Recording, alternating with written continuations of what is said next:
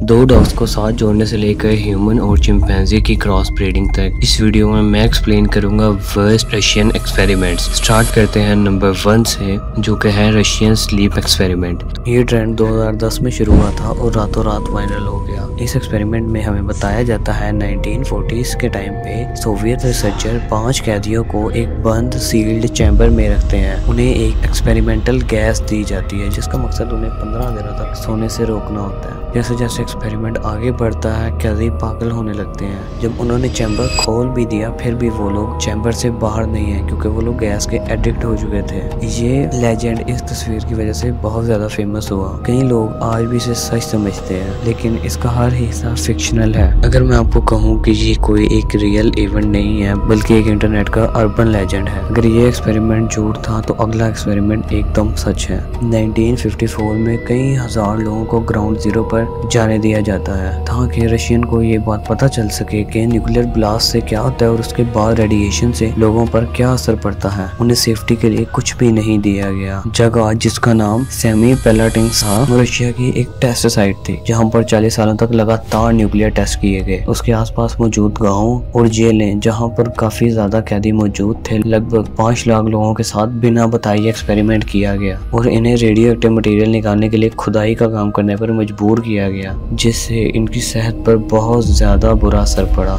इन experiments की वजह से लोगों में कैंसर, बच्चों में लंबे अरसे तक बीमारियां पैदा होती रही। ये सोवियत यूनियन की तरफ से ह्यूमन राइट्स की एक बहुत हैवी वायलेशन थी, जिसकी वजह से वहाँ के लोग आज भी बहुत ज्यादा परेशान हैं। नेक्स्ट जो आता है वो इससे भी ज्यादा खतरनाक है, the bio weapon programme. Soviet Union ने एक इंडस्ट्रियल स्केल पर बायो वेपन तैयार किया। उनका गोल था एंथ्रेक्स, स्मॉल पॉक्स, प्लेग और मेलबग जैसे वायरसेस को वेपनाइज करना, यानी इन्हें बड़े स्केल पर फैलाने के लिए तैयार करना। इस प्रोग्राम की स्केल इतनी बड़ी थी कि इन तमाम एजेंट्स को मिसाइल और बॉम्ब में भरने की प्लानिंग थी। 1979 में एक मिलिट्री बेस पर गलती से एंथ्रेक्स हवा में फैल गया। इस वजह से उस फैसिलिटी में मौजूद हजारों लोग, जिसमें सोवियत के कई इंपॉर्टेंट मिलिट्री एजेंट भी थे, जान से चले गए। 1988 में जब सोवियत यूनियन टूटने लगा था तो उन्होंने अराल्क 7 फैसिलिटी पर जमा आर्थक्स को वुजरोजदीनिया आइलैंड पर गड्ढों में डंप कर दिया था। लेकिन ये एक ऐसी गलती थी जिससे आज भी बहुत ज्यादा नुकसान हो सकता है, क्योंकि वो आर्थक्स पानी में मिल सकता है और जमीन को बहुत ज्यादा पोल्यूट कर सकता है। इस प्रोग्राम ने न सिर्फ सोवियत यूनियन के दुश्मनों के लिए बल्कि खुद सोवियत यूनियन के लिए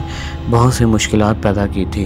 आर्थक्स या स्मॉल पॉक्स जैसे हथियार अगर गलती से भी रिलीज हो जाते तो वो पूरी इंसानियत के लिए खतरा बन सकते थे। अर्ली स्लीप डेप्रिवेशन स्टडीज, ये एक्सपेरिमेंट 19th सेंचुरी के लास्ट में रशियन फिजिशियन मारिया ने शुरू किया था। उन्होंने स्टार्टिंग में छोटे पपीज पर स्लीप डेप्रिवेशन स्टार्ट की। उन्होंने देखा कि स्लीप डेप्रिवेशन से बहुत बुरे असर सामने आते हैं। उन्होंने ये भी रिकॉर्ड किया कि बिना सोए रहने से उनके पपीज के दिमाग में गहरी चोटें आई। उन्होंने ये दिखा दिया था कि नींद का ना मिलना एक स्लो दर्दनाक मौत है। नेक्स्ट एक्सपेरिमेंट वो है जो साइंस की हदों से भी पार जा चुका है। यह इंसान और जानवर की क्रॉस ब्रीडिंग। बायोलॉजिस्ट इलिया लेनोव, जो आर्टिफिशियल इंसेमिनेशन में पायोनियर थी, उन्होंने 1920s में इंसानों और चिंपैंजीज को क्रॉस ब्रीड करने की कोशिश की। स्टार्टिंग में फेलियर्स के बाद जब वो चिंपैंजी को इंसानी स्पर्म से प्रेग्नेंट नहीं कर पाई तो लेनोव ने वेस्ट अफ्रीका में एक खतरनाक प्लान बनाया। उन्होंने वहाँ की औरतों को उनकी इंफॉर्मेशन के बगैर इंसेमिनेट करने की प्लानिंग की ताकि वो इंसान चिंपैंजी हाइब्रिड पैदा कर सकें। लेकिन ये एक्सपेरिमेंट करने से पहले ही लेनोव की मौत हो चुकी थी और बाद में इसकी फंडिंग वगैरह सब कुछ रोक दी गई। नंबर 2 पर वो एक्सपेरिमेंट है जिसकी फुटेजेस ने इंसानों को डरा कर रख दिया था। 90s, 40s और 50s में सोवियत साइंटिस्ट वेल्दिमिर देमिवकोव ने एक छोटे पपी के आगे वाले पैर और सर काटकर एक बड़े डॉग होस्ट की बॉडी के साथ जोड़ दिया। दोनों सर होश में थे, वो अलग अलग देख, सुन और वॉशरूम कर सकते थे, मगर इम्यून सिस्टम की रिजेक्शन और खून की सर्कुलरिटी की परेशानियों की वजह से ये जानवर ज्यादा दिन तक जिंदा नहीं रह पाया। हकीकत में ये एक्सपेरिमेंट ऑर्गन ट्रांसप्लांट की फील्ड में किए गए थे ताकि ऑर्गन ट्रांसप्लांट को मजीद डीपली स्टडी किया जा सके। सबसे डीप और बेस्ट एक्सपेरिमेंट जो रशिया ने किया था वो था poison laboratory experiment. Soviet secret services ने कई सालों तक एक खुफिया लेबोरेटरी चलाई जिसका नाम 112 था। यहाँ पर साइंटिस्ट ने कैदियों पर अलग अलग तरह के डेडलीस्ट जहर ट्राई किए।